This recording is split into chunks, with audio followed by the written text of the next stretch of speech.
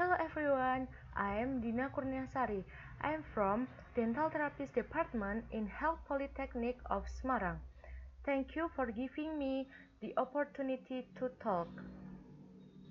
Today, I am going to give a presentation about evaluating the erosive effect of sour candy on human tooth enamel. The presentation will be in 5 parts. First, I am going to talk about introduction. Second, I'll discuss about method. Third, I will talk about result. Fourth, I will talk about discussion. And the last, I will discuss about conclusion. First, I'd like to talk about introduction.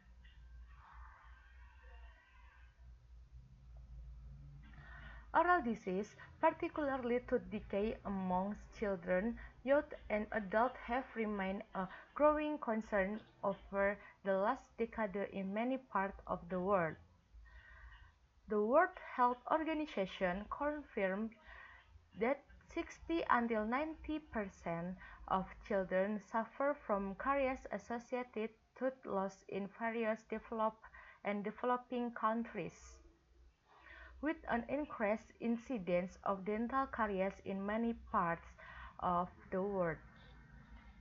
More specifically, candy has played a documented role in the cause of tooth erosion and subsequently tooth decay for centuries, having first been made in the 16th century, with sweet manufacturing rapidly developing into an industry during the early 19th century.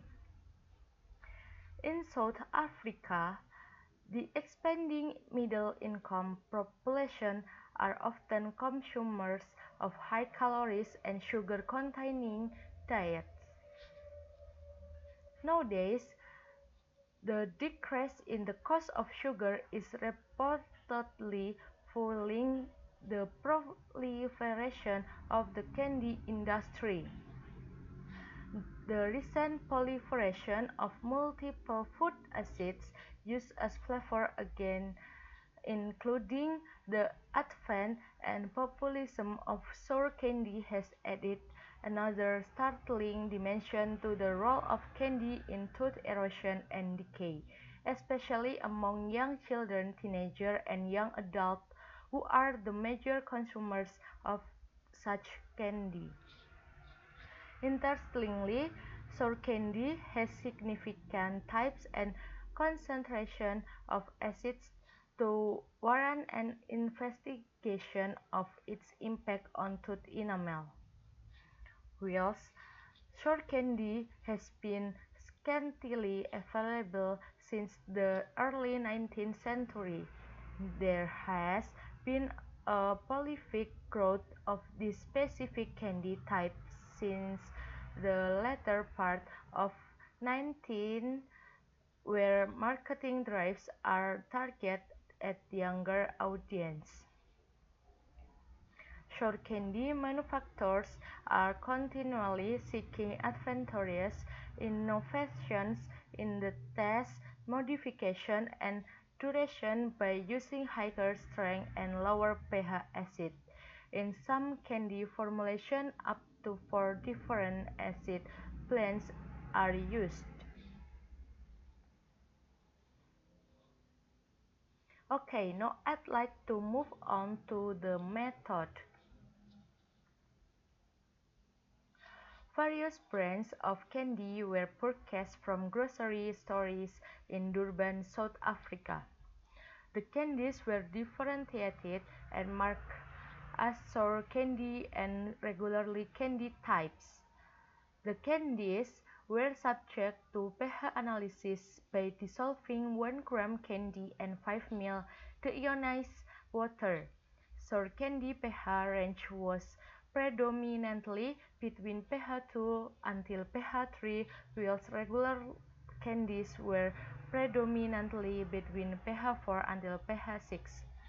Two popular brands of candy were selected from the candies group. One, Fun Sour Worm Candy, Sour Candy A, and 2. Hello Kitty Jelly Belly, Regular Candy B. A 60 ml solution was prepared for each candy group A and B, and the respective pH was recorded. Can you look at the picture? Sample group, brand name, pH, number of specimens, immersion time. Sour candy A 1, Fun Sour Worm Candy pH 2, number of specimens 4, immersion time 15 minutes and 2 hours. Regular candy B, Hello Kitty Jelly Belly pH 5, number of specimens 4, immersion time 15 minutes and 2 hours. Okay, now I'd like to move on to results. There was a significant difference between the exposed and unexposed tooth at 15-minute exposure time. Similarly, a significant difference was not between the exposed and unexposed tooth surface after 2 hours of exposure. No significant difference were observed between 15 minutes and 2 hours of exposed tooth samples. Regardless of the time of exposure, no significant difference were observed between exposed and unexposed enamel tooth specimens. At 15 minutes, the enamel crystallites were visible on the surface of the exposed tooth, showing pitting and crystal dissolution.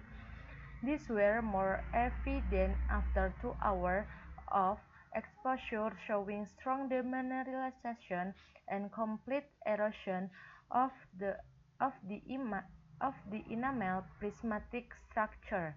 Overall, a noticeable difference in the enamel surface of the exposed and unexposed specimen was observed. At 15 minutes, the enamel was showing signs of demineralization with fragments of enamel crystallites. These were more evident after 2 hours of exposure, showing strong demineralization of the enamel prismatic structure. Overall, a noticeable difference in the enamel surface of the exposed and unexposed specimen was evident. The enamel surface appeared less smooth following exposure in both group A sour and B regular candies. Exposure to both candies, even for 15 minutes, renders the both surface grainy, texturized, and pitted. These lesions were observed in the exposed surface. The elemental change of tooth enamel specimen pre- and post-exposure to candy A, reduction in the amount of calcium and phosphorus loss was observed after exposure at each time interval. At 15 minutes, the amount of phosphorus loss was 11%, whilst 34% was lost after 2 hours. Equally, 14% of calcium was lost at 15 minutes, when compared to 40% lost after 2 hours. Overall, more calcium and phosphorus were lost after 2 hour exposure. A reduction in the amount of calcium and phosphorus loss was observed after exposure at each time interval. At 15 minutes, the amount of phosphorus loss was 26%, whilst 39% was lost after 2 hours. Equally, 32% of calcium was lost at 15 minutes when compared to 43% lost after 2 hours. Overall, more calcium and phosphorus were lost after 2-hour exposure. Okay, now I'd like to move on to discussion. The quantitative data generated, the hypothesis stated, was accepted as the sour candy A was significantly more erosive when compared against the regular candy B. There was a significant dissolution of the tooth enamel after 15 minutes of exposure to sour candy, which is characterized by the high percentage loss of calcium and phosphate. More so, it is reported in the literature that children who consume sour candies more than twice, once daily, and 2 until 4 times and per week are nearly 24, 18, and 8 times more susceptible to dental erosion and subsequent tooth decay due to enamel vulnerability.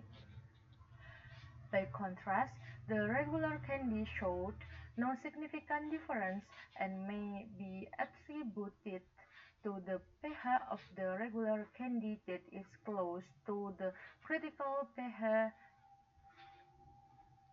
Wagoner suggested that candies are usually sucked on and slowly dissolved in the mouth after time, and that manufacturers continually develop carrier substances to increase the durability of the candy and its flavor that consumers perceive as a high value for money.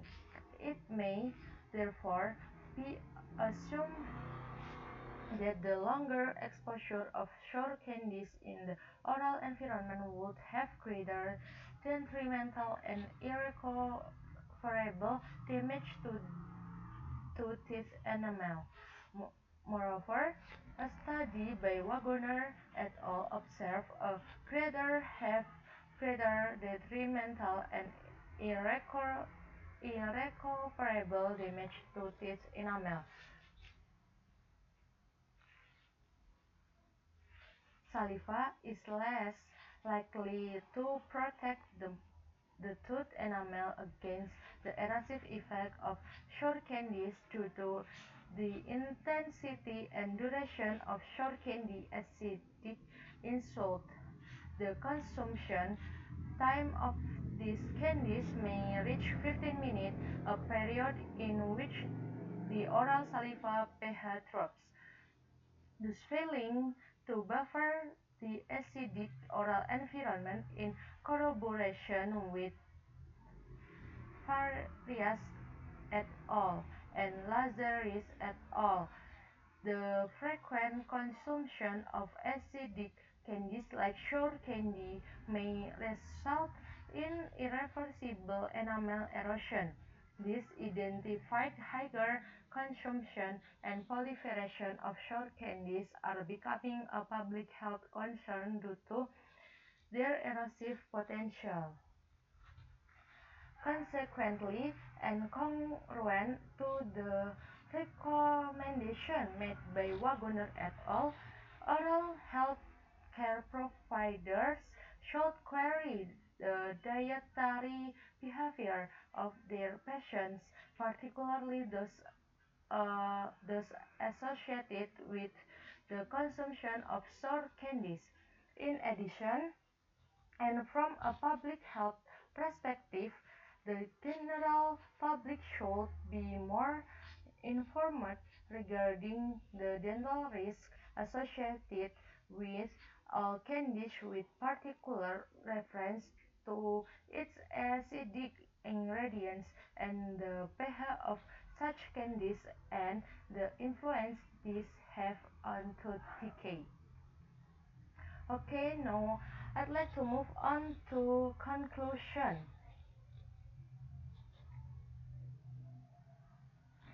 In summary, although the erosive potential observed for sour candy was significantly higher than regular candy. Both types of candies possess the potential to erode the tooth enamel. Furthermore, the, the erosive characteristics of sour candy were observed to be higher within an increase in the exposure time. Hence, this study conclusively suggests that sour candies can potentially contribute to tooth enamel erosion, particularly when frequently consumed and over time. If there are any questions, I'd be happy to address address them. Okay, thank you for your attention and goodbye.